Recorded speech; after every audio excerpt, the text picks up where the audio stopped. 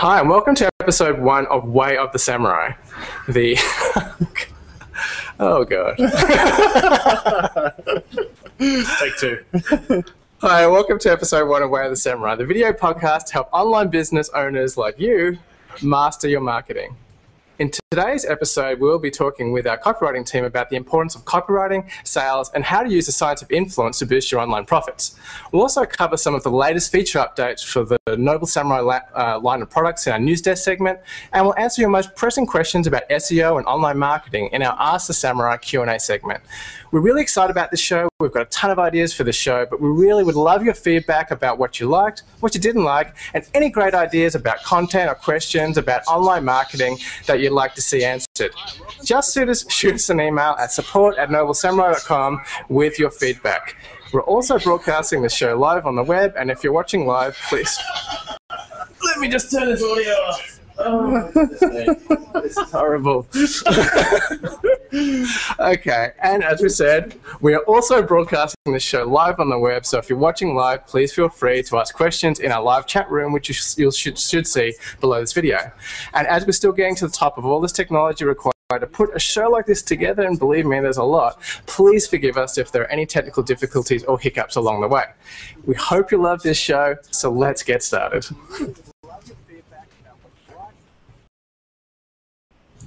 And this is where we go to slides. What you liked, what you didn't like, and any great ideas about content or questions about online marketing that you'd like to see answered. Just shoot us an email at support. You've got the podcast playing another window. Okay, yep, just... Yes. Please just wait. Oh, we are professionals here. Totally professionals. All right.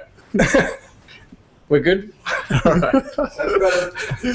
Okay, so welcome to the very very first episode of The Conversion Factor, and this segment is all about talking about sales and marketing and how to improve and boost the levels of your sales on your website. So today we're actually going to talk a little bit about the importance of copywriting, why it's important to your website, why it's probably the number one undervalued skill out there in online marketing, and we're going to be covering off some of the what we call the factors of influence. So let's kick it off. So, copywriting. Why is it the number one skill? It's really because it infiltrates absolutely everything you do. So pretty much, if you're trying to communicate something to your list, let's say you wanted to do something, you want your customers to buy something, you want them to read an email, you want them to leave a comment on your website, basically anything that you want your customers to do, you need to effectively communicate to them, and that's basically what we're talking about. We're talking about the written form of that communication. So copywriting really, it's in everything you do. It's important when somebody comes to your website and you want them to read it, you want them to watch a video, you want them to do something. Marketing and copywriting is so deeply ingrained in absolutely all of that. So it's really important that if you're trying to achieve something in your business, you're trying to get your customers to do something, you're trying to help them, that you really need to understand how marketing works and how copywriting works. And there are basically, so there's a lot around this. It's a very, very deep subject, and it goes. It takes quite a while to become familiar with and to be able to do it well. But it can actually be broken down into 6 main categories, which are commonly referred to as the 6 factors of influence. So do you want to give us a brief... We'll cover that off in a bit of a second. In terms of copywriting, there's just a misconception, I think, that copywriting is only useful for, say, sales pages, for example. Whereas I think, as you kind of mentioned, copywriting is important for every single step in running a business, in every single step in online marketing, and particularly for traffic. So a lot of traffic generation boils down to writing ads in AdWords or Facebook or ads on other sites. There's copywriting copywriting involved in opt-in pages. There's even an SEO. SEO is kind of considered to be, I don't need to know copywriting. I'm a professional SEO person, but SEO is more and more becoming content marketing. I think there's also another important point to make around copywriting is that most people's perception of copywriting is that, for example, a journalist would write copy for a newspaper, but it's got a very, very different purpose to what we're trying to achieve in online marketing. So, copywriters for magazines, for example, a lot of the articles and stuff, you would consider that to be copy, but it's not. The sort of copy that we're talking about is for the purpose of encouraging action, so people to actually do things. It's not just copy and words to sort of entertain people so much. It's actually trying to get them to take action and move forward to achieve an outcome. So, it's to buy a product and then get the result from that product. It's to read an email and then go and learn something from a blog post. It's about really copywriting from the perspective of trying to encourage people and communicate to people to actually take action. That's right. And particularly even say for SEO. Now, SEO it's traditionally been about sort of beating Google's algorithm but now it's really transforming into SEO is more about marketing. It's about content marketing. It's about putting out really great content. And people think, well, what does content have to do with sales and marketing? Well, if your content is not compelling, then people won't read it. And if there isn't a call to action in your content, then people won't do anything. Exactly right. So even here with our training videos, we kind of look at our training and the content that we create almost like as a mini sales letter. We need to work out how do we get people's interest and attention, how do we connect them with the problem that this particular content is trying to solve, and then what do we want people to do after they've watched that content? Yeah, I mean, SEO is moving much more towards marketing, and beneath marketing, the very broad spectrum of marketing is copywriting. Copywriting is really the work that you do in the trenches to do effective marketing. And as SEO is moving towards that, copywriting really is the master skill, which you really need to have. And you don't have to be a master at it to be effective at it, but it is something that is really, really important to actually being successful online. You really, really can't.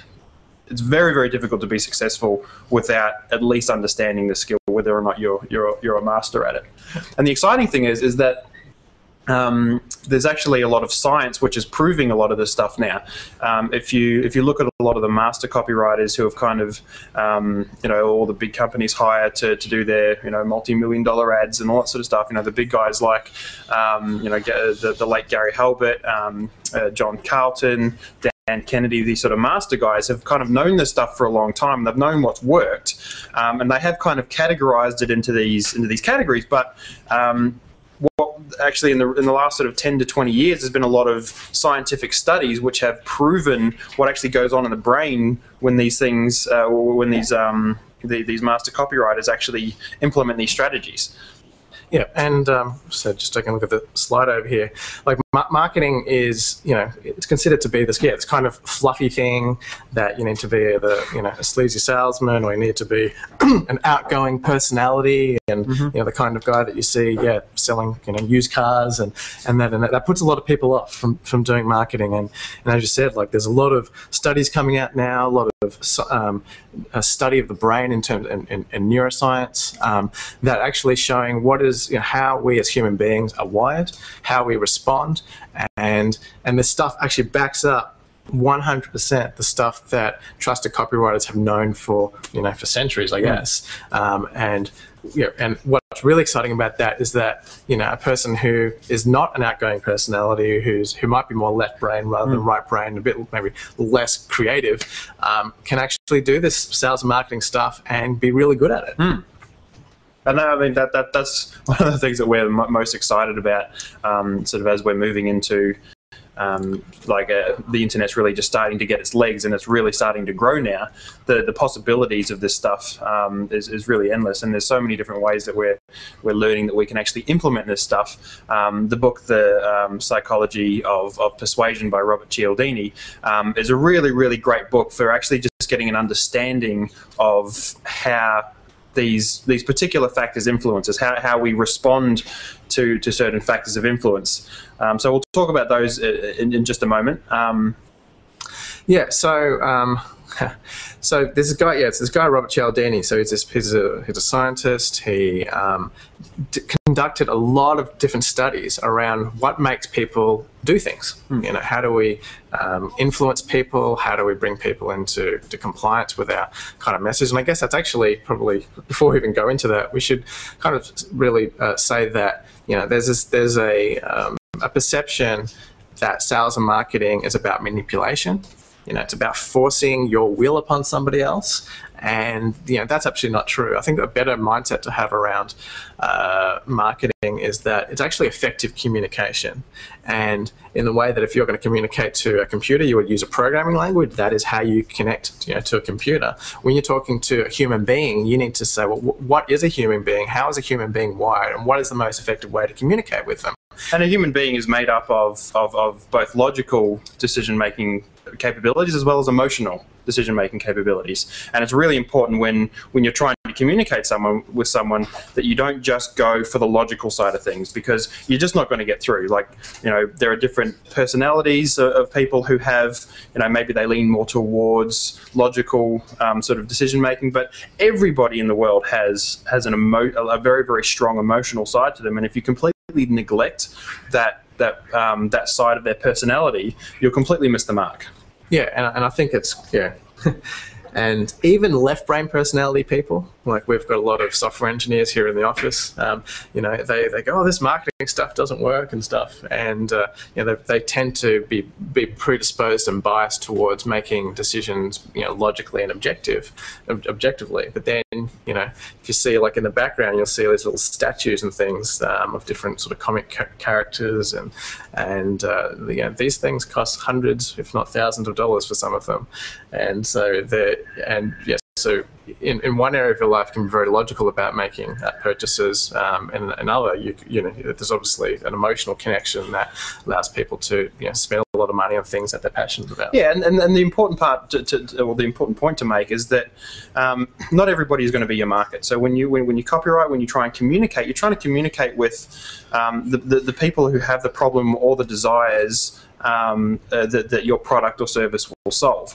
So you're not going to get everybody, but in every single market, when you're trying to connect with the people who have that desire or that interest or that pain, that communication is absolutely core, and it's an emotional and a logical equation, basically. And it's really, really important that when you're trying to make that connection, the emotional side of things is so critical, because everybody, even if they are very, very logical, have that emotional side. You just can't escape it. We are human emotional beings. Yes, as much as I try not to be. So this Cialdini, he went out and he worked out what are these factors that you can use to influence people, and these are really, really key. I think every single piece of copy that we write, and I know a lot of master copywriters and marketers out there, they use the same list every single time that you're trying to influence somebody, whether it's through an email or a web page or an opt-in form, going through these 6 factors of influence that Robert Cialdini discovered and applying it, saying, how can I introduce each of these factors to the copy that I'm writing, is just a really awesome way to bump up your copy. If something's missing, it's usually you're not applying it. It's missing some of these factors, or you could dial up these factors even more. And so I really think that it's a really excellent book. But we'll just cover those 6 factors really briefly. The plan is sort of over the next few shows that we will go into each of these factors in a bit more detail and make it much more practical. That's exactly right, because the book Psychology of Persuasion by Cialdini it's a very, very sort of how would you say it? It's a very conceptual book. There's a lot of studies that he did to sort of uncover these particular factors and kind of give some shape and understanding around them. But he wrote the book more from the perception of how to be aware of them as opposed to how to take advantage of them. So it's a very, very important book to read from that perspective, just to sort of understand what they are. But in subsequent episodes, we're going to talk a lot more about the nuts and bolts of how to take advantage of each one, where to use them, how to use them, and how that relates specifically in internet marketing. Yeah.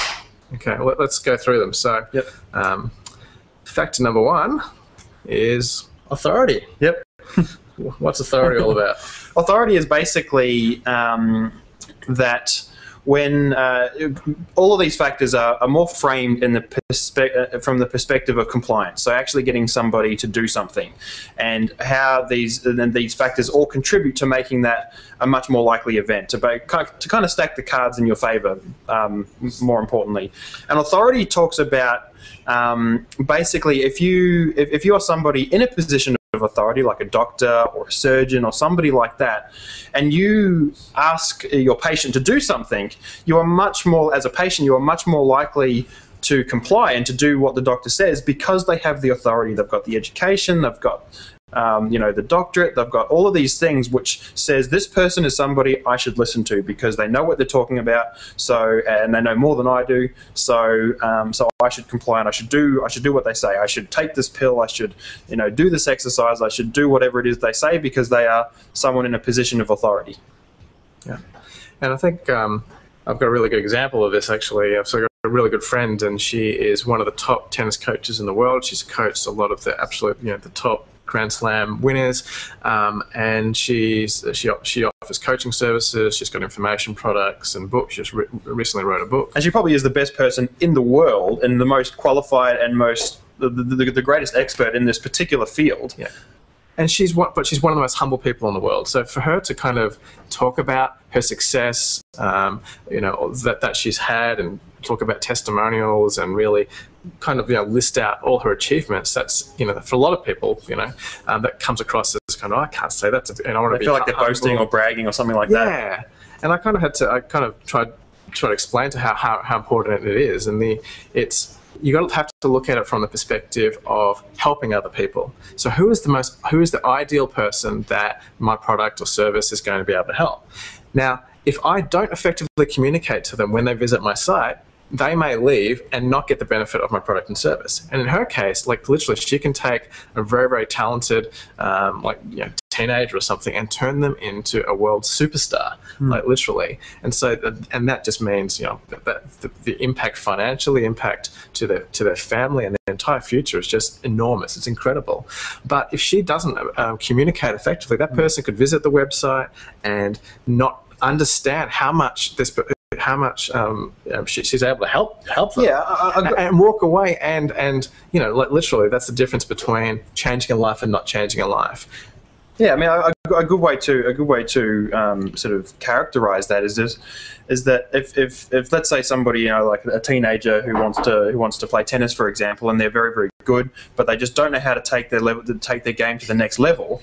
If they were just browsing the internet looking for a way to help this, and they came across this friend of yours, and they just saw a blank page with a photo of it, they would know absolutely nothing. Now, she has the skills and the expertise and the power to be able to change that person's life and fulfill their dreams. But if she doesn't actually communicate the value that she has, the authority that she has, the skills, the experience, all of these things, that person will just waltz by like she's another person, like she has nothing to add. But she's got all this stuff that she's just not actually getting across. Or even worse, they might go to another website with someone who is nowhere near as good, who happens to be really good at marketing, and sign up with the wrong coach. Exactly. And just not get the results and waste a lot of time and money just going down the toilet. So yeah. So that's a brief summary of what authority is and why it's important. Okay. What's the next one? The next one is reciprocity. Yep. Yeah. So reciprocity is all about the fact that when you do something for somebody or give a gift or something to somebody, that there's a feeling of indebtedness. There is, it's like I do you a favor, that they feel indebted to repay that. And the interesting the interesting point with this one is that the power of reciprocity can endure a very, very long time. Yes. For example, if someone who you're friends with, all of a sudden, let's say you have this agreement where you don't buy each other birthday presents, and then all of a sudden they turn up one year with a birthday present for you. What's going to happen is you're going to feel that sense of indebtedness right through to their birthday, which could be a year away, could be another year away. You're still going to feel that sense of, oh, they bought me a birthday present last year, so I really need to buy them one this year. Yes. It can last for, and I mean, that's just an example, but it can last a lot longer than that. So reciprocity is a very, very powerful one. Another example is if you're out to dinner and somebody buys you a drink, you feel this instant sense of need and indebtedness to repay that drink. Yeah. And it makes sense. I mean, the way we're wired, we're social animals, and evolution. Our background is, we're stronger together in a community, together in groups. So the fact that we look out for each other and we repay each other just means just a better functioning society. Exactly. Yep. What's the next one? Next one. Social proof. Oh, yes. Social proof is a good one. Social proof is one of probably out of the 6, there are 2 which are really, really, really powerful and very, very, very tangible in terms of you can implement them and get an almost an instant boost and a result from them. And social proof basically is that if you have a number of people basically assert an opinion or an action. An example could be a bunch of kids on some play equipment. If there is a whole bunch of them playing on this particular piece of equipment, all of a sudden, because they've asserted this affection for the play equipment, then other people standing around are more likely to want to play on that equipment because these other people have already said, oh, I like this thing and I want to play on it and it's cool and it's fun. So then all of a sudden other people want to. Absolutely, yeah. And this is, like a tangible way that this is, we see this all the time is when, like on Facebook, when somebody likes something or they write a comment on something, you see 4,000 comments. There's a lot of people who have asserted a certain, opinion towards whatever it is that they're commenting on, and this encourages others to do the same.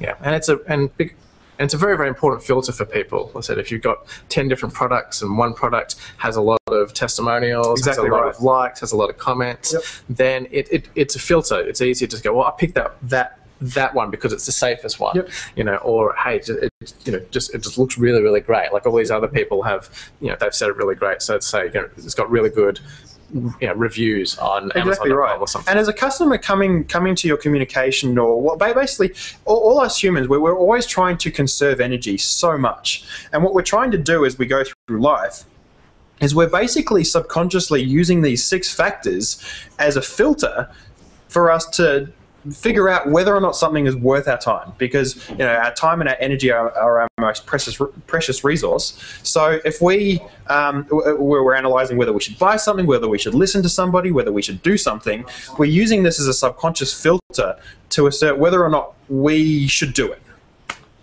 So when you're writing emails, when you're doing your sales pages, these are the sort of things that you're trying to inject everywhere so that someone coming along goes, this is worth my time. Yeah, because these are literally the way that we make decisions. We look for these things even if we're not, aware or not. Exactly. Yeah, which really makes me angry because, so many sales pages or, like product pages, say on Amazon, they've only got 2 or 3 kind of bullet points. They don't have all this kind of information. I want all this information. It's going to help me make a better decision.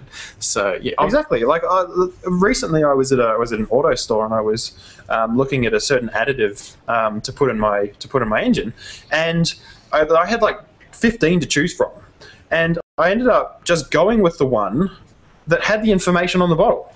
Now they probably all did it. They probably all actually satisfied the need that I had, but I actually went with the one that just said on the bottle it does this, and it's just that information is critical. Absolutely. Yeah. Okay. So what's the next influence factor? Okay, we have liking. Liking. Yeah. So liking is really just the fact that we are much more likely to do something for someone if we like them, right? If someone's being a jerk to us or something, then obviously we're not going to do something for them. But but if we like the person, if we have a relationship with them, if we can see that we've got rapport with somebody, then we're more likely to be influenced by them. They ran some.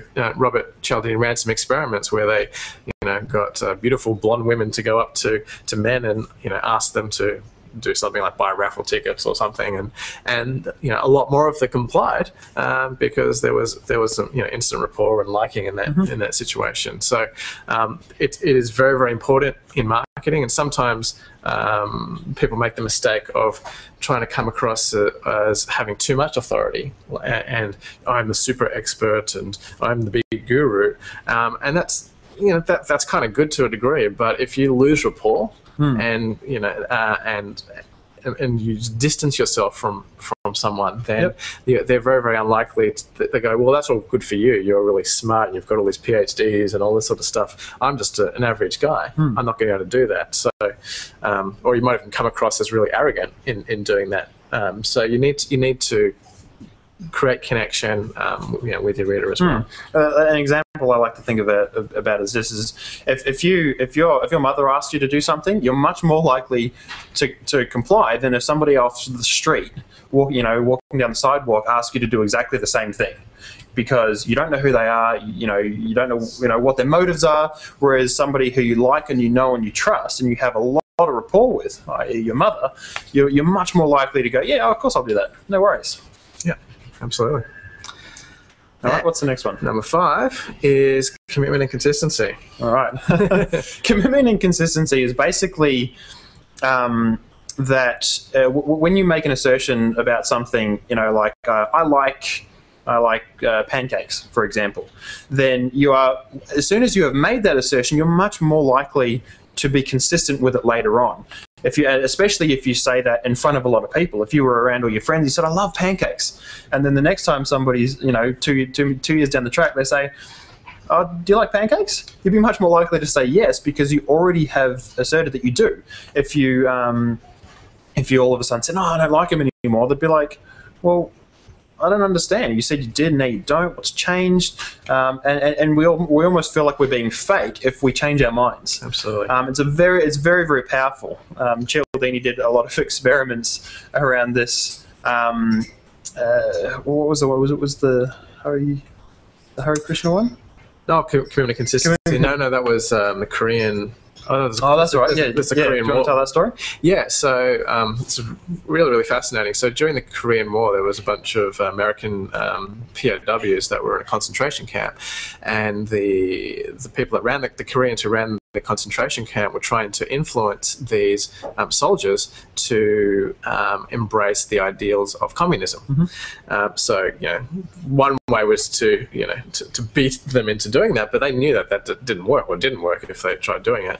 But what they did was actually they used this commitment consistency principle. So what they did was they would take each soldier individually, they would take them into a room and they would get them to write in their own handwriting something like, not that communism is the best in the world, but that maybe communism it's not so bad. There's some aspects of it which are really good and positive, something like that, and get them to sign their name, right? And then the people running the concentration camp would take these letters that were signed and post them up where everyone could kind of see. And one interesting thing happened, that the people that wrote those letters would actually begin to take on those beliefs and start standing up and defending what they had written, because there's just this incredible pressure for us to be consistent with what we say, what we've written. And gradually, it's kind of the chink in the armor. Then they get them to commit to bigger and bigger sort of, commitments towards, taking on communism. So it's very, very powerful. It doesn't, we'll talk, in future episodes about how to specifically use this in online marketing. It's still a very, very useful and very powerful technique. It only has a few applications, though. It's one that's very powerful in the right circumstance. Yeah, it doesn't really have necessarily universal application, but when you can use it, definitely it's very, very powerful and very subtle. Yes. Yep. And the final one is probably our favourite. It's definitely our favourite. Which is called scarcity. Yep. Scarcity is, as I mentioned, with social proof.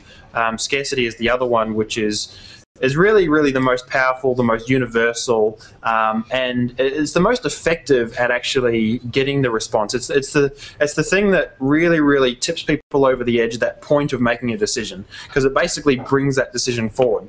Probably an example where we've all experienced scarcity is we've all bought something on eBay before, and eBay auctions are perfectly engineered with deep scarcity, because usually there's only one item up for sale and there's a deadline before the auction expires. House auctions are another example of this, where there's only one item and lots of people want it, so it's a scarce resource.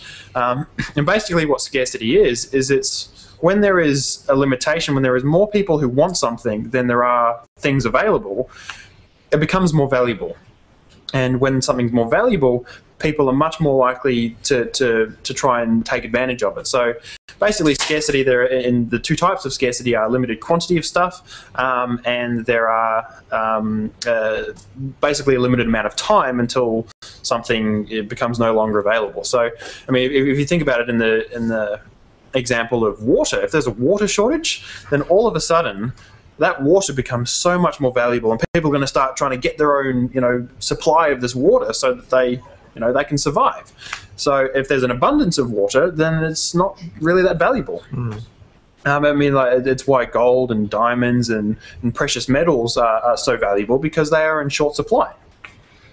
Yeah, so scarcity is just one of those. It's just, it's very universal. It's very powerful, and it makes sense why, because as I said, it really taps into the survival instinct. Yeah, like if you're in a cave and there's only a little bit of food there, then you want to be really motivated to go and get that food before it disappears. It's literally life or death.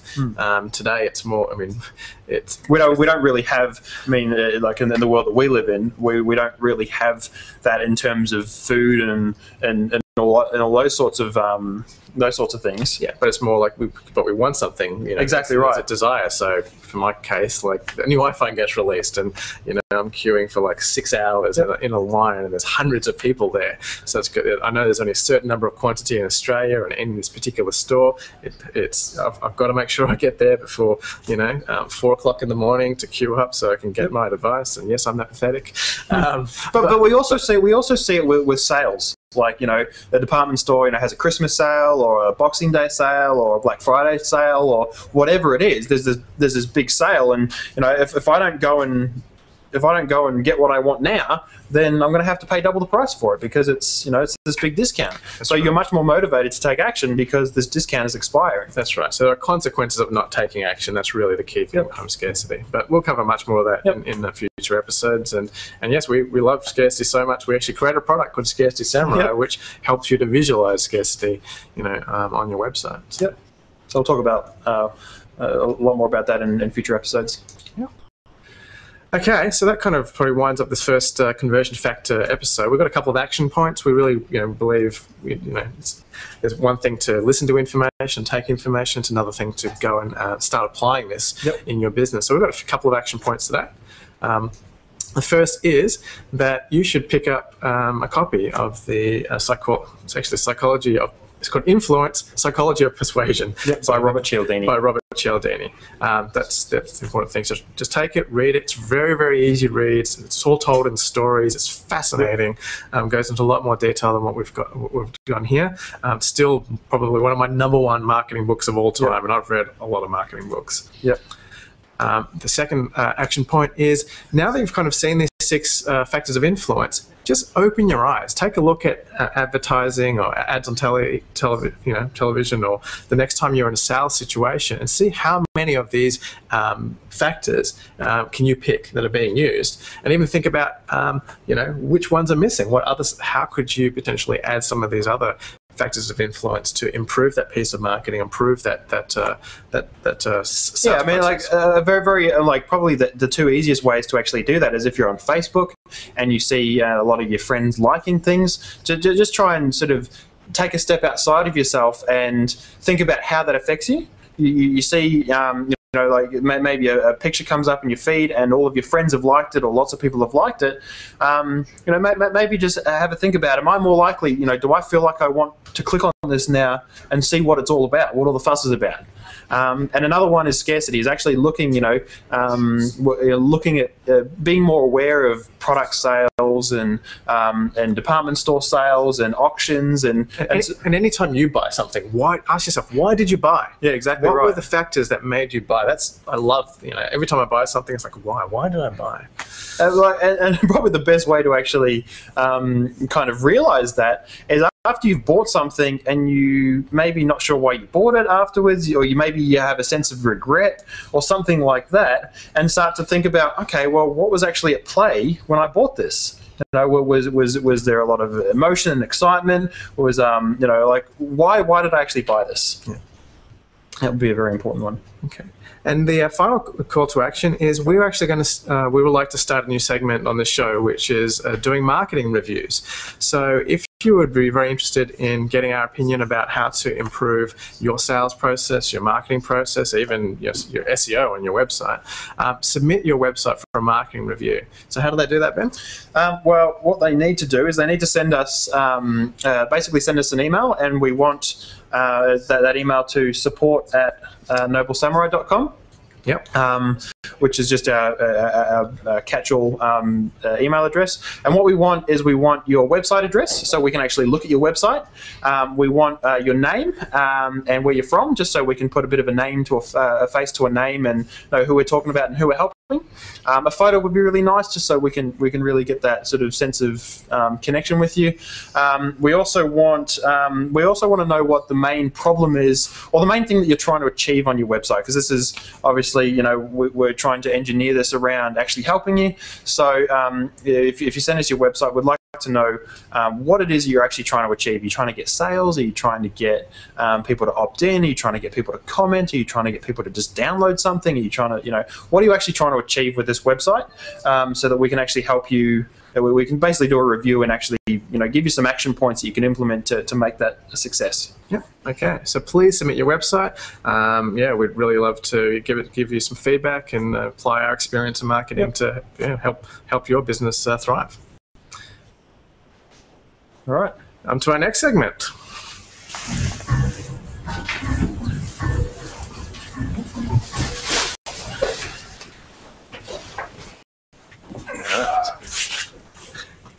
Okay. G'day guys, it's Jeff here from the Noble Samurai support team. We like to call this next segment News Desk. Today we want to give you a bit of a roundup of some of the changes we've made to our products. We have Market Samurai, we have Article Samurai, Domain Samurai, and the newest kid on the block, Scarcity Samurai. So we've made some really good changes of recent time, and we'll kick off with Market Samurai. I'll pass over to my illustrious colleague Alex here. Alex, what are some of the changes that we've made recently with Market Samurai? First of all, hi, I'm Alex. You may recognize me from the points that I wanted through shot earlier on. Professional. So I'm going to be talking about Market Samurai. Most of you as our customers will know about Market Samurai. It's been our flagship product for 4 or 5 years now. 5 years. 5 years nearly. Market Samurai is one that we continue to update. We try and add new features, try and improve the usability. And we make a bunch of changes. The first module I'm going to talk about is the Rank Tracker module. Now, last year we made a big move with Rank Tracker. So we changed it from a module that pretty much required user action every time it was used. People had to open up Market Samurai, go into the Rank Tracker module, and click Update to get their updates. And the change we made it an automated system. So effectively, every single week it does an update. If you come in and see it, you see it. If not, then you don't actually have to take an action. So with the new Rank Tracker module, one of the changes we've recently made is it's a usability upgrade. So when you go into a Rank Tracker, if you've got a dozen keywords added, and you want to see updates for it, you'd have to click on each keyword individually, open them up, and you'd see all the pages. The change we've made is we've pretty much made it so you can select multiple keywords at once, expand the results, collapse the results. It's a small feature, but it does save a lot of time. And if you look at saving a few minutes every day over the course of a week, you're actually saving a workable amount of time. So that's Rank Tracker. Next up, we've got the SEO competition module. Now, for SEO competition, we've added this is a new feature. This is kind of a cool one. We found that a lot of users had a desire to actually show SEO competition results to colleagues, to friends, to say an SEO consultant.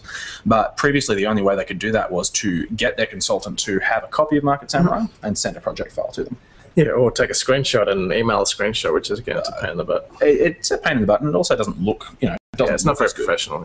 Yeah. So we've added a new feature, which is the ability to just share your results pretty quickly and easily. We're actually going to do a quick demo of it. I think Jeff's prepared back there to do a demo. I have, and I don't think I let our director behind the scenes know that we're actually going to do this. So, Dan, if you can hear, okay. It's okay. we need to get onto my laptop and to get Market Samurai up and running. Everyone cross their fingers. There we go. There we are. Excellent. He's a great man.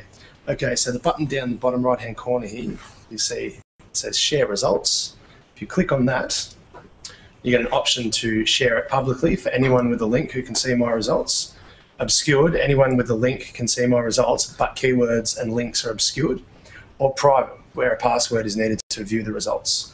So for this example, we'll just click public, share now, and it gives me a unique link that's been copied to the clipboard. Now if I go into my browser,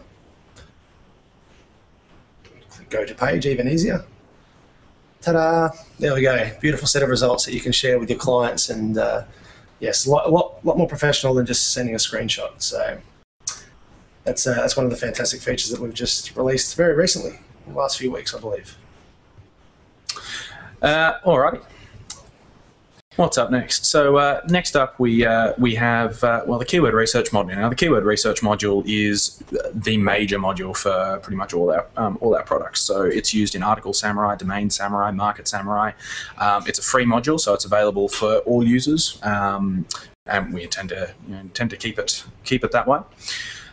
So with keyword research, we have recently tried to make we've tried to improve the way the workflow happens. So at the moment, there's a lot of different people who use Market Samurai and a lot of different affiliates who promote Market Samurai, and they use it in different ways. So we've got some people who like to use exact match data. We've got some people who use phrase match. Some people use broad match, etc. But Market Samurai at the moment is pretty much engineered toward our workflow, and we're trying to really make it as flexible a tool as possible. If you want to just view exact match data, then you really should be able to. So the change we're making to Market Samurai is we're pretty much breaking down the keyword research module so that all the different match types, all the different types of data that you can gather can be gathered separately. So you can set Market Samurai up so that it works the way that you want it to. It's a pretty big change, and we're trying to make it as sort of backward compatible, so anyone who has an existing workflow doesn't find it interrupted. And it's one that's going to require a fair bit of internal testing. But yeah, we're gonna break it down, make it so that you can set things up the way you like it. Save a default set of filters, or even you can have multiple workflows and be able to swap between those workflows depending on what stage of the investigation you're in, depending on what it is you're actually trying to achieve. Yeah, and it's going to be a whole lot faster as a result. It's going to be a lot faster. Significant speeding. Yeah, because we can. We've improved it so it's a lot faster. It doesn't need to get as much data; it just gets the data it needs to get for the particular workflow that you're trying to do. So you should see a very significant speed up as well. Absolutely. Yeah, looking forward to that one. I think a lot of our users will be as well. I think that's everything for Market Samurai this week, but we'll bring more news to you each week as it comes up. Absolutely. Next cab off the rank is the Scarcity Samurai. Now this is our baby. It's only been out for a few months, I believe. 2 months, I think. 2 months, yeah. Just coming up on 2 months. And a lot of changes have been made since we actually first released it. Speed increases. We've done quite a few things to just make it a better experience for users. Who'd like to have a chat about that? Huge? No, you can go. I got it. It's all cool. So when we went live with Scarcity Samurai, for anyone who's not really familiar with Scarcity Samurai, it's a tool for WordPress blogs. A plug-in for WordPress blogs. You hook it into WordPress, and it allows you to make very quick and easy scarcity-based funnels. It can work both with like a single page, allowing you to add banners for scarcity, so they count down when you load a page. But the real key to it is that it allows you to work in an autoresponder. So I come to a page and I sign up to an email sequence, and I can be sent links in that email sequence that allow me access to pages over a certain amount of time, and those are like time limited pages. And so the key to this is the ability to get Scarcity Samurai to work with autoresponders. When we went live originally, we worked with 3 autoresponders. We had the ability to use SendPepper, Aweber, and Infusionsoft. 3 wasn't enough though, so we've doubled that. We've now pushed out MailChimp, GetResponse, and Office Autopilot. So we're now up to 6. As people suggest more, we're looking into them, trying to work out which ones are the best ones, which ones are the ones that the internet marketing community really want, and the more people who ask for them, the faster we get them implemented. Yeah, so if you don't have an autoresponder that's supported, just email us, and if there's enough people requesting it, we'll add it into the product. If you want to know what email address to use, we'll have a slide at the end of the show just to let you know the best contact details for us. Next up, we've got the administration view. This one's it's a usability thing, but we think it's really going to help a lot. We have a fair few users who contact us saying, I'm trying to set up a scarcity funnel, but when I try and view my pages, it doesn't look the way I expect it. And more often than not, the reason for that is that they're actually logged in as an admin. So the pages that they're viewing, they're able to see it because they're an admin when the offer may have expired or something like that. Yeah. So we've just added a nice little visual cue, just letting you know that you're in administration mode. Gives you a heads up that you should be maybe looking in an incognito window if you're using Chrome. So it's a little usability thing, but we think it'll help. Next up, I've just clicked the button twice. Next up, we've got the banner selector. There we are. So the banner selector is a really cool little feature. So we have the ability to add banners to pages. You can add them in the header and the footer. But when it comes time to make a banner, you have a banner that's probably going to be called My Banner or something like that. Maybe My Banner 1, My Banner 2. And unless you have a really good memory, you're actually not going to know what My Banner 1 and My Banner 2 are. And that leads you then down the path of trying to give all your banners names. Red banner with big text. Red banner telling me that it's 50% off, etc. Which really isn't that ideal. So we've actually made a new banner selector that pretty much renders the banner as, it renders a small version of the banner in a drop-down box. So you can call your banners My Banner 1 and My Banner 2, and when you use the drop-down box, it actually gives you a miniature version of the banner. So you can really tell what it is you're going to be doing to the page. That's pretty cool. Yeah, it's a really nice little feature. Like I say, little feature, quite a big undertaking. And a lot of these features do come from requests from users as well. So.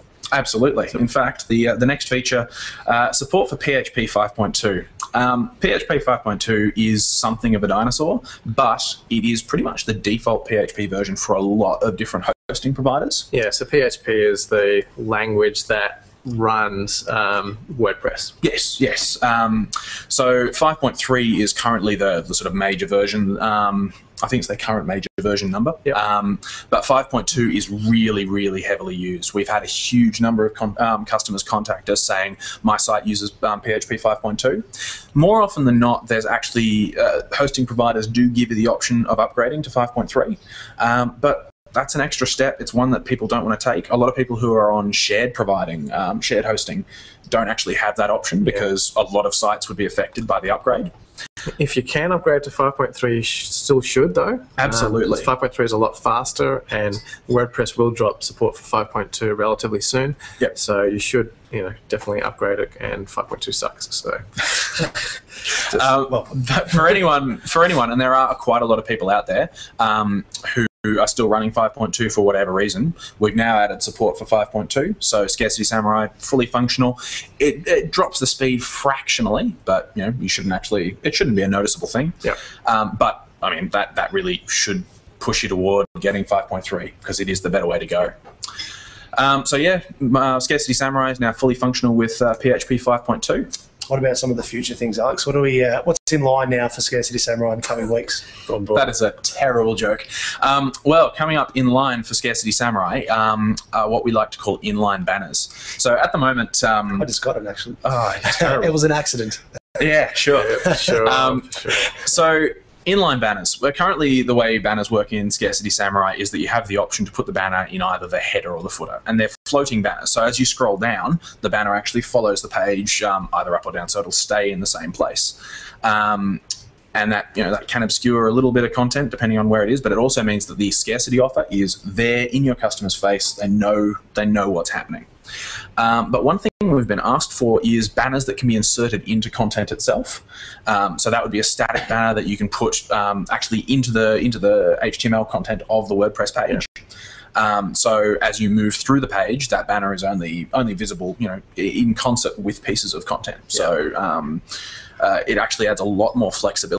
So one of the things we're currently working on, in fact, the prototype was finished this morning, is inline banners, and I think Jeff's going to give us a little bit of a look. You can put them into blog posts as well.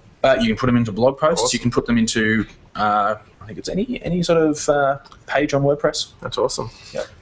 So here's a bit of a demo for you all to have a look at. As you can see here, we have some content just up here. We scroll a bit further down, we have more content here, and here we have a banner ticking down nicely, and if we don't buy now, then we may miss out. So this is the concept of what we're aiming for. There'll be different styles and whatnot. You'll be able to edit your own banner and do whatever you want with it, and I believe you'll be able to have multiple banners in the one page as well. So absolutely, that would be good. Multiple inline banners to keep people buying your stuff, which is very important. So just another couple of things about inline banners. We're also going to have support for horizontal and vertical banners, so you can chuck a banner like on the sidebar of your page. Yeah, the sidebar banners would be awesome to have it on every single page. Yep, that'd be fantastic. So that's inline banners. It's a work in progress, but the internal testing begins now. Yeah, and keep shooting through your ideas too for Scarcity Samurai. Absolutely. Now, in fact, the next thing we're going to talk about is the wizards within Scarcity Samurai. So, Scarcity Samurai, it's got a lot of customizable stuff in it, but the real key to the ease of use for Scarcity Samurai is the wizards. We've got 4 wizards at the moment that take you through 2 types of evergreen campaign and 2 types of fixed date campaign. And they allow you to set up either a multi or a single page campaign, but we're looking to expand that. So what a wizard is in Scarcity Samurai is a very quick, I think it's generally a 5-step process that just tells you this is what you need to do. Here are the pages you need to create. Here are the scarcity elements you can add to each page, and pretty much it takes you from not having a sales funnel at all to having a functional scarcity-based sales funnel, just step by step. And given how easy it is to set up, we're actually looking to add more wizards with different types of campaigns in mind. So rather than having to take an existing wizard and effectively twist it to work the way you're after it, you'll just have a wizard that will do exactly what it is you're looking to do. It's awesome. In fact, I was at a recent WordPress conference on the weekend. A bunch of people came up and said, hey, we really love Scarcity Samurai, particularly the wizards. They actually really like the wizards because it's so easy. In fact, some of the developers were going to copy that idea for their product as well. So yeah, it's definitely a winner. So given that we're in the process of putting together more wizards, if you have ideas for wizards, if you have ideas for types of sales funnel that we could incorporate into a wizard, shoot through an email, and we'll look to what we can implement. Awesome. And I think that covers Scarcity Samurai for this week. I mean, next week will be another story. So here, just a quick idea of the different autoresponders that we've got supported. If you don't use any of these autoresponders, as we mentioned, let us know what you do use. We'll do our best to get everything supported. Absolutely. Now, Huge, I have a question for you, my friend. Article Samurai, one of the most common questions we get asked in support is, what is Article Samurai and does it work?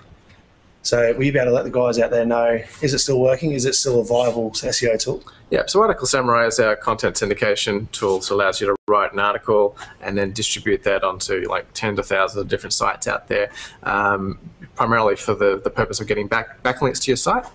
And it's been a really, really effective strategy in the past. Last year? It was definitely last year. Before last, wasn't it? Yeah, I don't know. No, I think it was April last year or something. Anyway. Time's a terrible thing. Google updated their search engine algorithm, and it was called the Penguin Update, and that changed the rules around a little bit. So a lot of people were impacted. A lot of people kind of lost rankings through that. And so what we did, we took a look at this update, and we advised our Article Samurai customers about how to change the way that they're using Article Samurai in order to still get kind of good results. So for those that are not 100% aware, like one of the big things in Penguin that you have to be careful about is building too many targeted backlinks, so backlinks that have your too many keywords in them. So if you had like 80% of the links coming to your website had your search engine phrase that you're trying to rank for in them, that was just, that's too much, and you'll get penalized for doing that.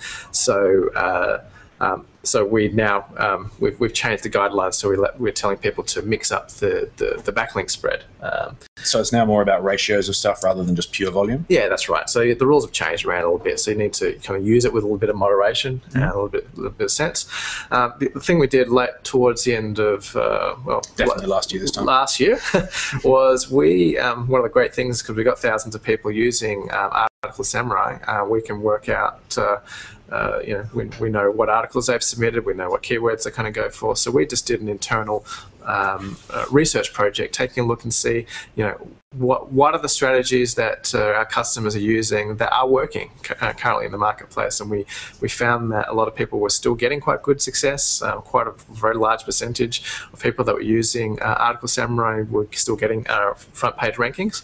And the other thing we found, which was a little bit surprising, I guess not surprising in hindsight, was there's a ton of people in using Article Samurai to rank YouTube videos.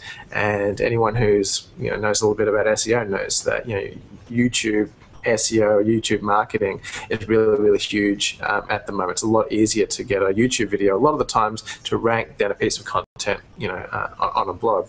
So using Article Samurai to just build, you don't need a lot of backlinks, maybe just one syndication out with backlinks to a YouTube video, just gives that YouTube video just a little bit of juice that gets it ranking high on the search engine pages. So if you see a keyword phrase and it doesn't have any YouTube things ranking, or there's only one or two, then there's still a lot of opportunities there to use Article Samurai for your SEO.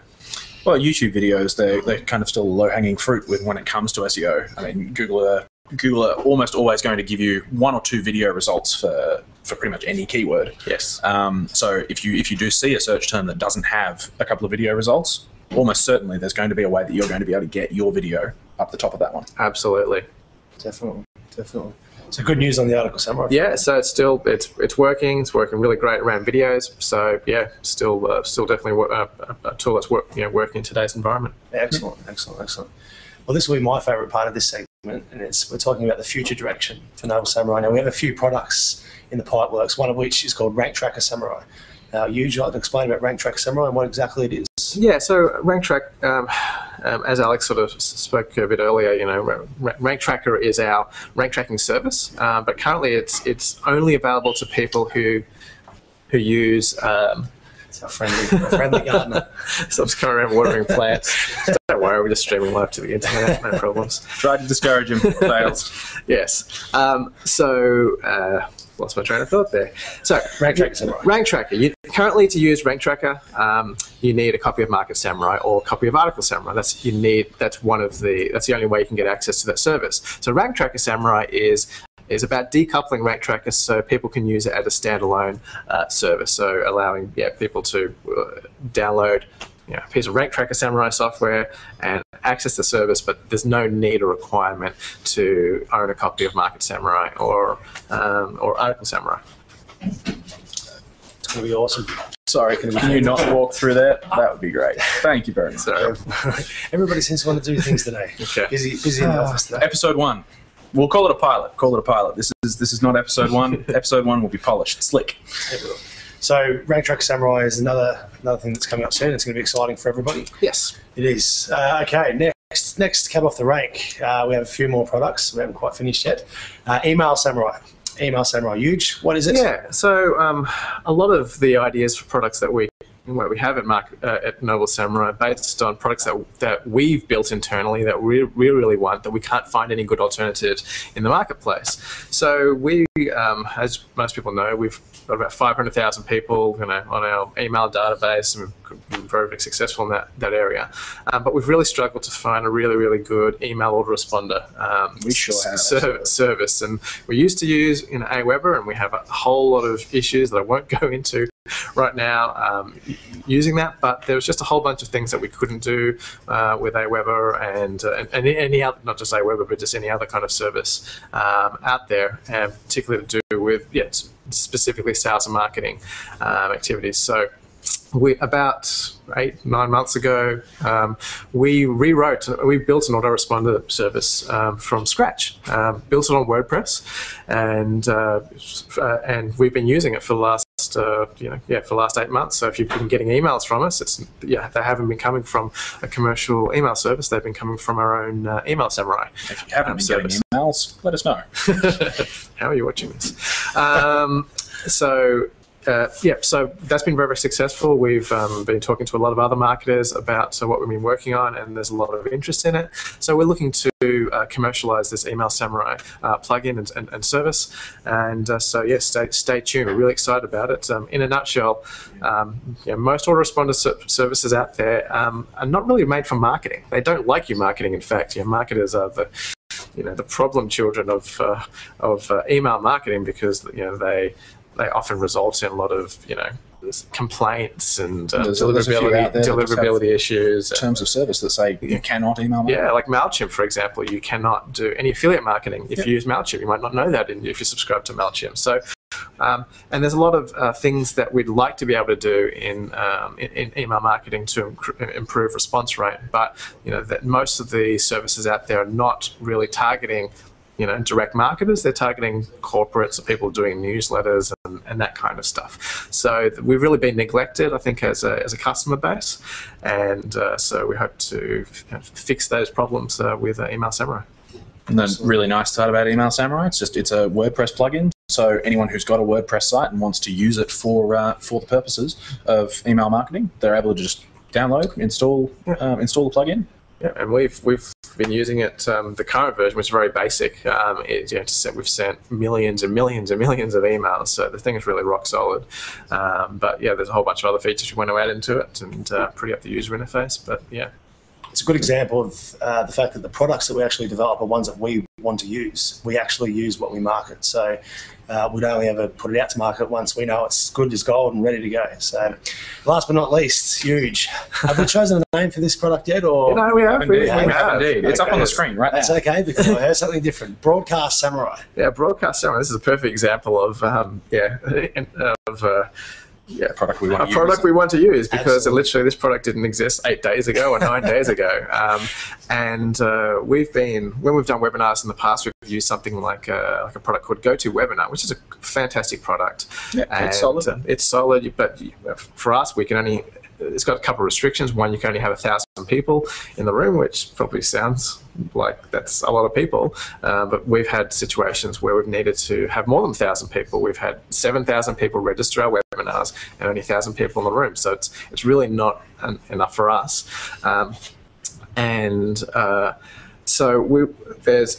other thing too, it used to be available at a really great price. For $99 a month or $97 a month, you could get access to 1,000 room webinar through GoToWebinar. But they changed their pricing. We weren't even aware of this until recently, because we got grandfathered in at the $97 a month deal. And but now it's something like $400 or $500 a month to get access to that kind of level, which is way beyond the means of most people in online business. That's very, very expensive, particularly if you're not doing a webinar every single week, if you're only using it every now and then. So a while ago, Google released this amazing thing called Google Hangouts, and we're streaming this live, hopefully, through Google Hangouts.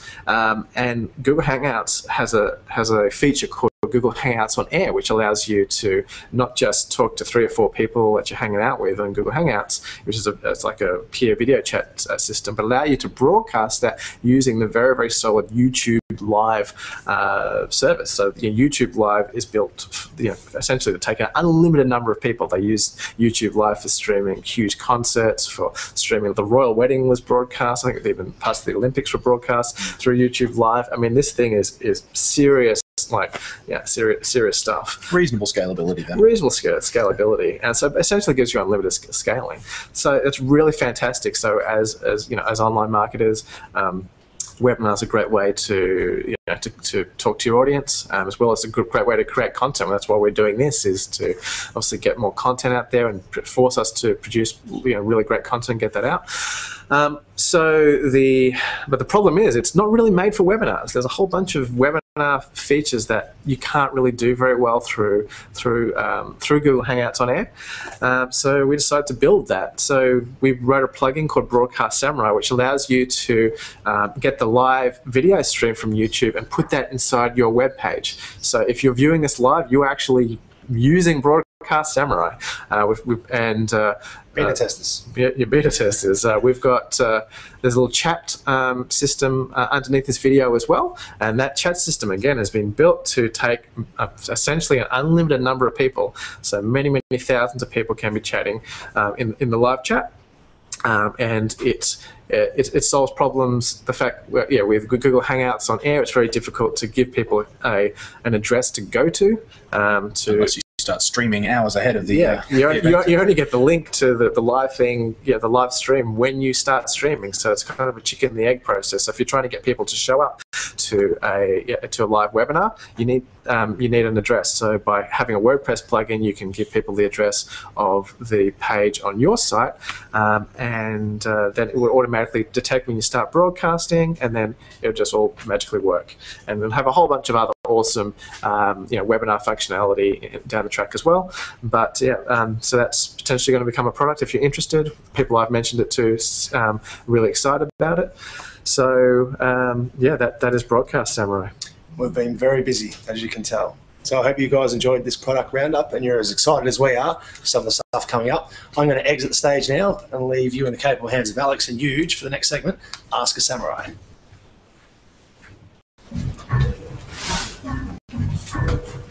Doesn't seem to have the ability to go back twice. Okay, Ask a Samurai. What's Ask a Samurai about, Alex? Well, Ask a Samurai is our one and only opportunity for the week for our users to effectively ask this gentleman here, who is the Master Samurai, a few questions about internet marketing, about SEO, about our products, about everything, really. Yeah. Not just ask myself, ask anyone from our team, but I'll just be the stand-in here because I'm sitting here. Because you're the Master Samurai. It's a reasonable one. Yeah. So we've been looking at questions that have been submitted by our user base through support, through Twitter, through Facebook, etc. Looking for questions that people really want to know the answers to, so that we can try and answer some of them today. Awesome. So we'll kick off. The first one is to do with social media. So, I mean, social media, it's not that new, but it's a very, very rapidly changing environment. And a lot of people are, even though social media itself isn't new, a lot of people are coming into it still relatively fresh. So the question we've got today is, a lot of my competitors are using social media. What's a good way to start using social media? Okay, well, I think social media is very, very important. And I think one of the questions you need to ask yourself is, what outcome are you trying to get from social media? Mm-hmm. Like, if you don't have a very strong idea of what you're trying to do, then you're likely just to hang out on Facebook and Twitter and waste a whole bunch of time and not really get a lot of really great business results. There's a whole lot of reasons why you want to be on social media. Mm-hmm. Give it a few of them. Yeah, like probably the number one thing is just so that your customers can actually talk to you. Okay. Like it's just like an email address now. So people will want to talk to you, want to communicate through that channel, and you should be available in any venue that your customers are on. So that's kind of like, that's one of the minimum reasons to be there. But you don't need to be very active if that's all you need to kind of do. Yeah. Set up a page or set up a Twitter profile, and you're kind of there. Yeah, and so I mean, as marketers, a lot of what we're trying to do with social media is to get traffic, right? Or to increase conversions, or to warm up our traffic and build a relationship with people. So there's a lot of really good reasons to use social media. And also with search engine optimization at the moment, there is certainly a huge bias towards social media engagement. So a page that's been liked, a lot of people that have been shared around, like we don't, will tend to rank even higher in the search engines, for example, and people have shown this mathematically to be true. So there are search engine benefits for doing that, as well as just the ability to get viral traffic. If people like something, obviously they're sharing it with their friends. And if your customers are likely to know other customers that might be interested in your product as well. So that's kind of some of the reasons why you might want to use social media. I think that I'll probably go through a couple of really basic examples of what people should be doing. I think the minimum thing that you should be doing, apart from obviously responding to customer inquiries and things through the social networks, is SEO certainly is becoming more content marketing, and I think anyone who's online needs to be putting really great content out. I think it's content marketing is a big buzzword at the moment, but it's really hasn't changed. Content is king. Putting out really great content is a fantastic way to attract people to your visitors, to your website. So at the very least, that any content that you kind of create, you should share that through all the social media places. So and there's lots of tools out there that can help you do that. So I think that's kind of the minimum, is using it to get stuff out. I think the next notch up from that is to start participating in the conversations in your community, in your niche, in your market. And there's two really good ways to do that. One is to take a look at who are the big players in your marketplace. Follow them all. You might even add them to a Twitter list or something, so that it's easier for you to follow them if it's on Twitter, or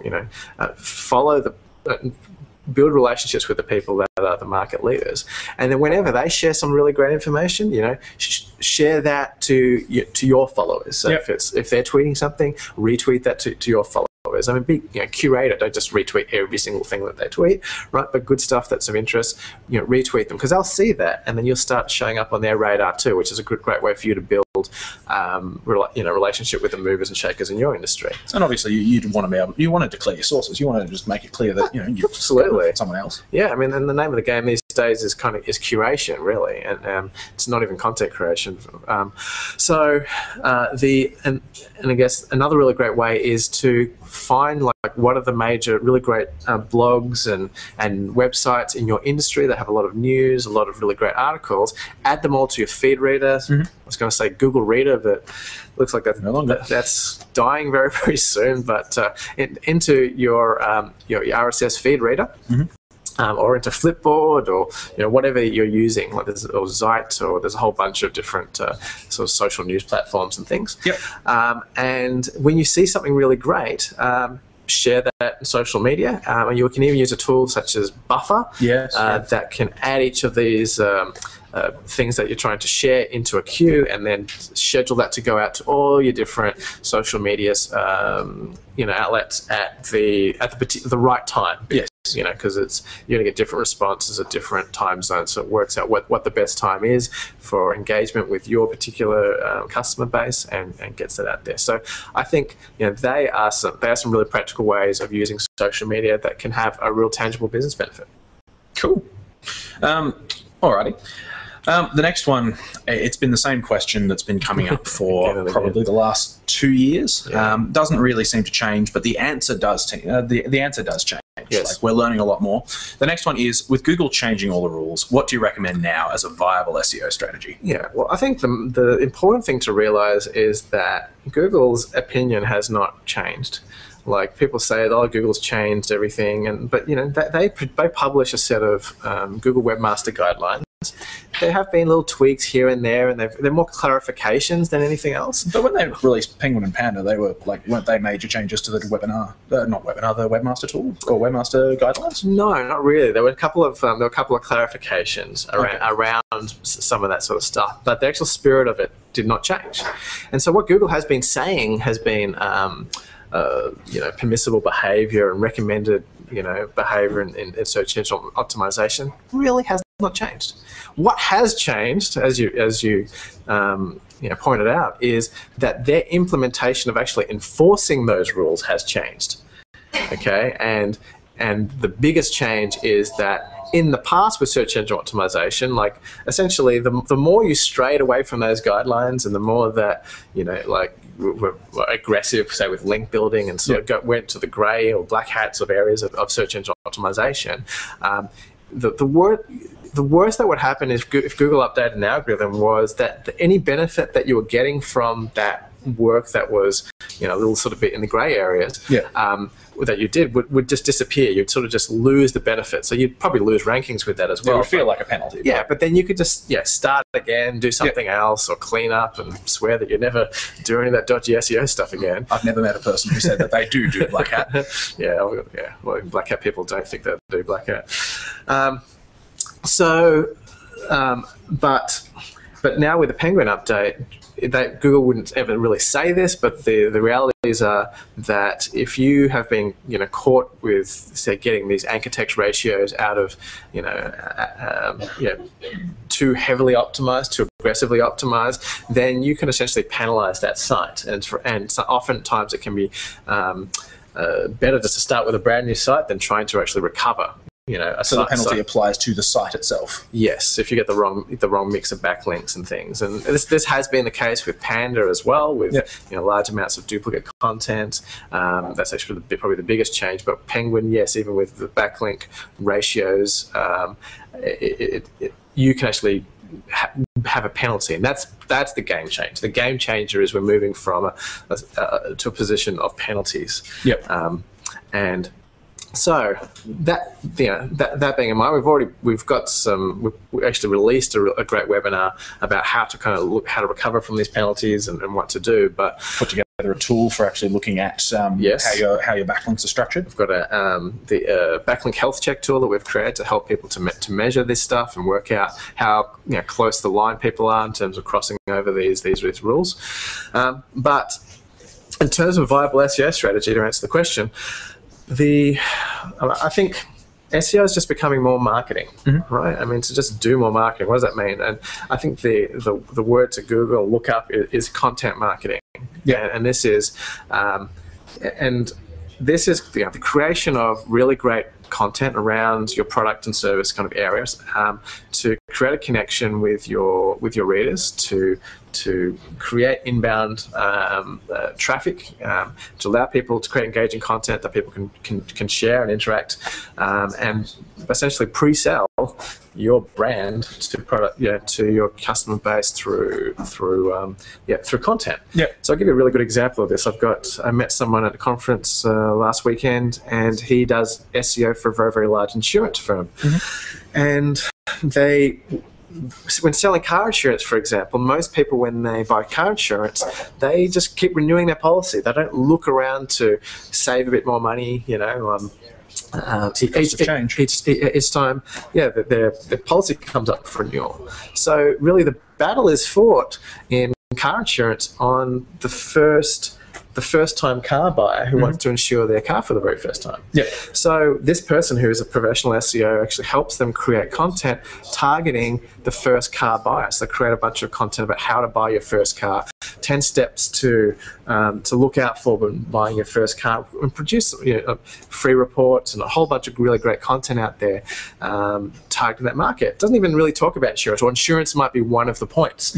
On that kind of checklist, but it's branded with them, and it introduced them to that brand. So when that person does get around to buying their car and purchasing insurance, hopefully they'll be more likely to purchase insurance from them rather than one of their competitors, particularly if they've created some great content. And then they can link to their website to get like the full 22 steps to buying a new car report, and that creates a relationship. They can send emails out to them, offer them an offer. Hey, if you take out insurance in the next 30 days, then hey, we'll give you 20% off your premium or whatever it is. So basically by putting out a whole bunch of content, it's a really good way to attract people into your brand. So that's what content marketing is creating. Kind of works on the principle you mentioned earlier of reciprocity. You're giving people something. You're putting something out there in the market. Yes. And so the general feel is that they should then give you something back. And at the very least, even if people don't feel, oh, you gave me this free report, I owe you something. At the very least, it gives them a positive bias. It gives people trust. It creates trust, right? And people, and that whole liking thing we talked about earlier. People are more likely to do business with someone that they know than someone that they don't know. Absolutely. And this moves you into the know zone as apart from the friend zone as apart from the stranger zone. So so that's kind of content marketing. Definitely Google this stuff, look at it. But I really think that getting a great content strategy is a very, very important part now of search engine optimization. Probably always has been, but now it's kind of one of the main. Other avenues have been closed off. Yes. I mean, there still are some loopholes out there. So we talked about video marketing earlier. Video is still relatively easy to get rankings for, but all those kind of loopholes and low-hanging fruit, they will all disappear with time. Yes. If it's easy, it'll stop working. Okay, that's SEO. So just put out, do timeless stuff, do white hat stuff, put lots of great content out there, and you'll stand the test of time, hopefully. Alrighty. So the next question we've got relates to just traffic, getting traffic through different sources. So there's ways of getting organic traffic, there's ways of getting traffic just directly from search engines, etc. But there's also paid traffic. And one of the questions we get asked quite frequently comes in a form roughly like, I've spent hundreds of dollars on paid traffic through AdWords and Facebook. It's a search source here, but I can't make that traffic profitable. What would you recommend? Okay, well, I think there's a few things. The first thing, and I know people probably won't do it, but there's this thing called market research, and we have a product in that field. We have a product called Market Samurai, but I think it's really important that before you even create a product or look at building a business around a product, that you do your market research most of the time, when people they can't sell something, it's because they're selling in a bad market, that they're not or they don't know how people are selling in that particular market. So do your research, find those keywords which have which show commerciality and traffic and all that kind of stuff, but go beyond that as well. So once you've identified that yes, there are people spending money, don't stop there. Okay, look at how people are making money. Okay, so if people are using a particular sales sequence, like in some markets, you will lose money up front in pay-per-click, but there's a really nice back end, like a recurring income stream, for example. So like beauty products where you might get a new tub of this beauty product every month or something. They're happy to give the first one away for free or lose money in the first one because people are going into a subscription and there's a lot of money to be made in that subscription. So you need to understand how people are selling in that marketplace. So study the ads they're using, the appeals that they're using, just the actual sales process. Are they squeezing people? What's the autoresponder sequence that they're using? What are the benefits that they're using? So study the competition. Once you think you have an idea, okay, then I really think what you should do is you should find an affiliate product that is similar to what other people are selling, similar to what you'd also like to sell, and similar to what you like to sell, and you should try to sell it. Drive paid traffic. This is not about making money at all. Okay, this is about testing traffic. So test sending traffic to an affiliate product, or and try to create that sales process as much as possible, so you have an actual tangible number about how much it's going to cost to advertise, plus what your actual conversion rate the things are going to be. Now, once you've got that, you can go and crunch the numbers and say, well, hey, look, if I got all the money, I wasn't just getting affiliate commission, would it be profitable or not? Right? So you should do that kind of testing. Just again, no one really does this at all, unfortunately.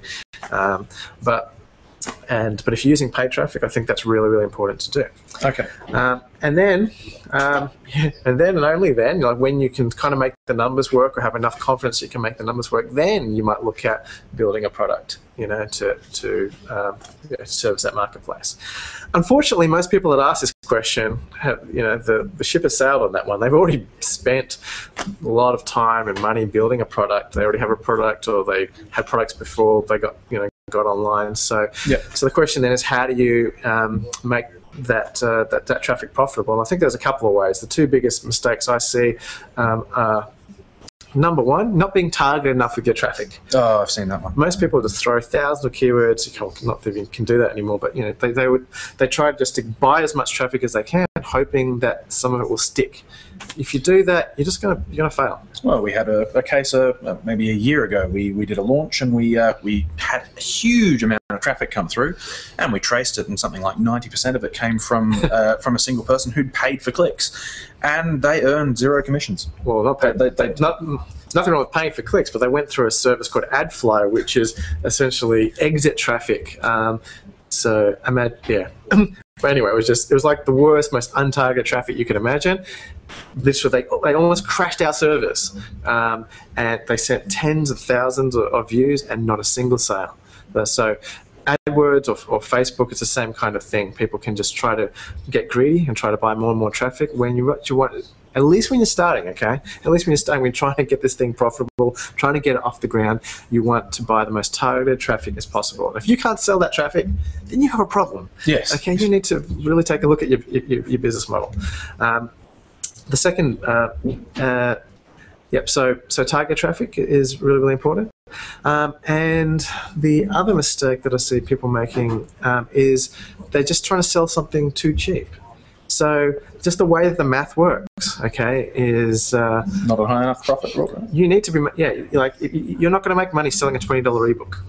Particularly if the click to get you there costs a couple of dollars in of itself. So that's the way the math works. So if you have a 1% conversion rate, you're selling a $20 ebook, then the numbers mean that you need, at a 1% conversion rate, you can only afford to pay up to 20 cents per click to break even. Yes. So you need to be paying less than 20 cents per click to make money. And obviously, if anyone has any PPC knows 20 cents a click, gee, that's cheap. Yes. Yep. So you really need to be looking at to sell, provide more value in your product so you can charge more money for them, or add a back end component to it. But back ends are really hard to just.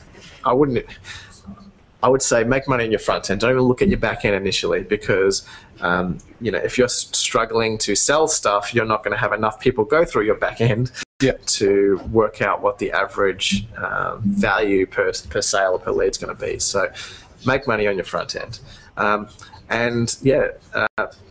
So I think that they're probably 2 really great tips. And just become awesome at copywriting. Like, do lots of ads, study lots of ads. We've got a copywriting segment, the conversion factor. Get lots of books about copywriting. Become an expert at sales and marketing, and you'll be able to reap the benefits across all aspects of your life, and specifically your business. One thing you mentioned there, you just touched on at the end, is there are companies out there that are obviously very successful at using their ads. So look at the ads that they use. Yeah. I mean, they are succeeding, and the combination of words and things that they're using are successful ones. So you can learn a lot from that. Yeah, and there's the services like spyfoo.com that you can go and you can take a look at. You can type in your competitors and see what keywords they're advertising. You can see what ads they're running. I think SEMrush has a similar kind of functionality that's free. So you can get a lot of the data up front. Don't get stuck in analysis paralysis.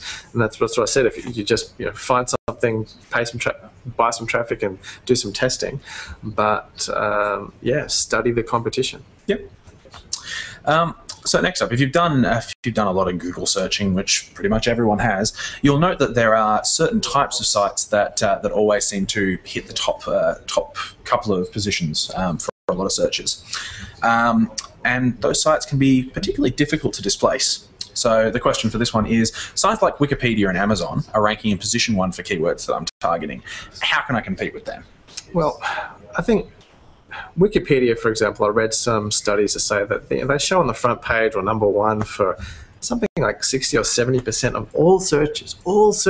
There's a very good reason for it, though. Yeah, right. And so it's very, very hard to compete with Wikipedia. They have a massive amount of authority, a massive amount of trust, but they also deserve to be there. The content is actually good stuff. The content is fantastic. There's very few sites I'll actually go directly to. There's obviously Google and Wikipedia. I'll often just pull up Wikipedia and search, and a lot of people are like that. Even if they search in Google, I'll type in wiki, or, Wikipedia, and a search term to try and find that. It's just awesome, right? So, and there's less than that, is that whatever page that you're creating to try to rank for something, it needs to be awesome. It needs to be better than Wikipedia. And that's a very, very hard thing. And that's a hard thing to do, right? So, just, that is an actual principle. So I wouldn't be trying to outrank by Wikipedia. It is possible. I've seen examples of people do that, so it's not impossible, but it's very, very difficult. But I would definitely be saying, if you're going into it with an SEO kind of mindset, that you still, just, if you only can come in and rank at position number 3, then you crunch the numbers and make sure it's still worth the effort to go in and rank at number 3. So Amazon is a little easier, because they're a commercial site. So Google will tend to try to rank the actual brand site higher than websites that are selling their brand. So Apple should rank higher in a search relating to Apple than an Amazon site selling the same thing? Yeah, exactly. You'll see 7 or 8 on the front page will be Apple sites. Yeah. So, but yeah, I think and I think the other important thing is that the most dangerous number in business, they say, is the number 1. So if you're completely trying to build your business on search engine optimization traffic, then you're doing something wrong. You really need to diversify your traffic source. SEO in the past has been something that you could really get very, very quick rankings. It's still possible in some circumstances, but it really is it's more a long-term game now. It's about content marketing and building up trust and authority over time. And that's always been going that way. So, if you need to be looking at mixing it up, Notable Samurai gets 40% of its traffic from affiliates. Yeah. That's great. We do pay for that traffic. We just pay on the sale. We don't pay for the lead. And we buy traffic on in AdWords and Facebook as well. So you need to be looking at multiple streams of traffic to your website, not just targeting SEO. Cool. Alrighty. Next up, we have one. We kind of covered a little bit of it earlier, but you've spoken a lot about content marketing, and people are always talking about content marketing being the new SEO, and I actually want to know what that means. Okay, so I think we've kind of covered most of it sort of already, but yeah, essentially is in the past, SEO was really all about doing some on-page optimization and then just building a bunch of backlinks. Now, backlinks definitely still part of the mix. It's really important, but it's not volume of backlinks. It's not even just the authority, the quality of the backlink. It is about user engagement fundamentally. Google measures every single click that goes through to your site. If someone clicks through and then they bounce, they come back straight away, then that's a vote that, hey, this is a really bad website. Similarly, if people don't click your result in the search engines, that's a sign. Now, with practically every site which has Facebook likes and tweets and things, if there is no social activity around a particular site, then that's potentially a negative thing, or certainly it's a positive thing if you can get people engaged with your content, people sharing it. Yeah. Then that's a positive vote of confidence for your content. So that's what content marketing is about: is producing great content that people love, that people want to share, that has real value. And that is actually being factored into the search engine algorithms. Okay. As well as the better the content is, the more people will share, the more people will link to it inherently. So yeah, that's what people should be doing. I suppose if you've seen anything, like YouTube videos going viral, there is no way that you can compete with that as a form of getting a message out there. Absolutely. If something gets out there on social media or a format like that, there's nothing that compares. Yeah, so there's kind of 2 types of marketing. One is outbound marketing, which is traditional stuff, just traditional advertisers and running ads on people's sites, trying to encourage them to come to your site. But inbound marketing is creating a whole bunch of really, really great content that people want to share that will eventually lead them to come to your site. So it's a subtle change in the way that stuff happens, but it really the seed of that is about content, which means that you need to be looking at your content creation process and how can you be efficient in creating content. What we're doing here with this podcast is doing that. It's doing content marketing. By recording this video, we can chop up each of the different segments. We can syndicate that, we can transcribe it, we can create blog posts from that, we can create audio for that, and just capture it once and then reuse it and syndicate it out to where the audience is, in the social networks, in the different video syndication sites. So that is, we're doing content marketing ourselves. So again, we're practicing what we preach. But it's about leverage and systems, and video is a very efficient way to capture something, because you can easily then turn it into audio and text. And if anyone's checked out the Profit Hacks product, I think we promoted it a few months ago, then they spell this all out for you. It's a very, very powerful process. Cool. All right, so we've got time for one last question, and this one is quite close to our hearts. The question is, I'm about to build my new site. Should I use WordPress? What are the advantages? And the reason this is close to our hearts, we've actually just done a major push. We've changed all our sites to use WordPress. It was quite a major change, but it was driven by an internal pain. So talk us through WordPress. Well, I think the answer is yes. I think anyone who's building a site, for the most part, should be looking at trying to build that site upon WordPress. Mm-hmm. And there's a bunch of reasons for that. The major reason is that it is really popular. Mm-hmm. So there is a huge ecosystem built around WordPress. It's easy to find WordPress developers. It's easy to find WordPress plugins to help you do things on your website. As a marketer, there is an entire community of people building marketing plugins for WordPress. If you try to build your website on another platform, then you are missing out on that. You've got to do a lot of work from scratch where you wouldn't have to. You have to custom code everything, or wait till a plugin gets popular enough that they might look at another platform, but that rarely happens. And also hosting. There are a lot of people that know how to host WordPress, and so that you can scale and get millions and millions of people to your website. So a lot of the hard problems are solved. So by being part of that ecosystem, you get to leverage all that.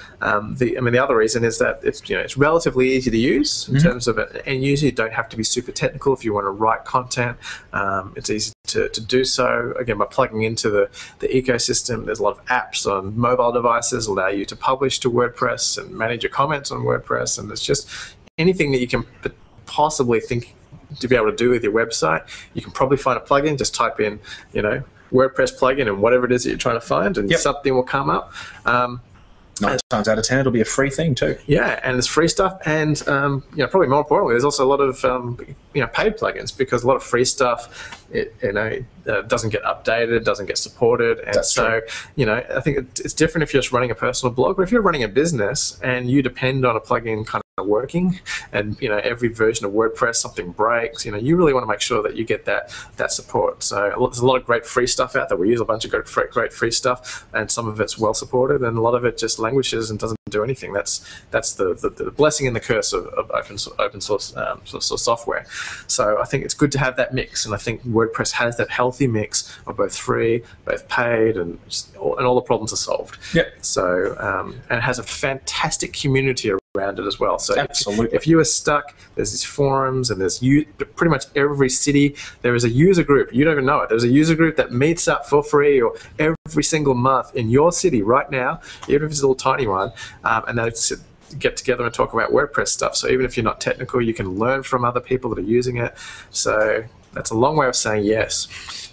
And it was that technical aspect that actually made us change all our sites to use WordPress. Previously, whenever we wanted to do an update of a piece of marketing material on the site, it required the marketing team to write it and format it, and they give it to the developers and they push it up onto the site.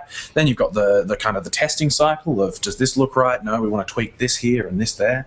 And you're looking at taking hours out of 2 people's days to make a change of a paragraph or 2. Yeah, exactly. So putting the power back in the user particularly for the marketing stuff, and just use your web developer for stuff you need to use your web developer for. But updating content 9 times out of 10, shouldn't be one of them. You shouldn't be one of them. All right, so that's all the questions for Ask a Samurai today. Our samurai is looking quite tired. So I will leave you with Eugene. He'd like to have a few closing words. Okay. You can put that slide up better. Okay, so this is our very first episode. Obviously, there's still a few rough edges around our production, but we really want to do this on a regular basis, maybe weekly or fortnightly. But we really want to get your feedback. So if there's some stuff that you really enjoyed, please let us know. If there's some things that you would like to know, some topics that you'd like us to cover, please send us some feedback. So if you take a look at the slide that I'm about to put up, there's a number of ways to get in contact with us. So there's our Facebook page, our Noble Samurai Facebook page. There's our @NobleSamurai address on Twitter, and email. Email is, generally actually probably the best way of getting through to us. It just goes into our ticket system, and it'll get handled. So if you have any ideas for or problems that you want us to talk about, as well as we talked about earlier, if you have a website you'd like us to review, then please shoot that through with all the excuse me, with all the relevant details. But I hope you've enjoyed episode 1, and we'll let everyone know through probably our social networks, and we might shoot out an email about when our next episode is happening. This is broadcast live, so you can follow along using the Google Hangouts, using the Broadcast Samurai page on our website. We'll be shooting you through links for that, and you can follow along in the chat. And we'll also be taking this, and some of the screen sharing stuff that we did today, it might not be so easy to see through the live stream, but we will be saving the high quality version to our local hard drives and uploading that to YouTube and getting that out for people so they can see that all in high definition video. So that wraps up episode 1 of Way of the Samurai. Please let us know your thoughts.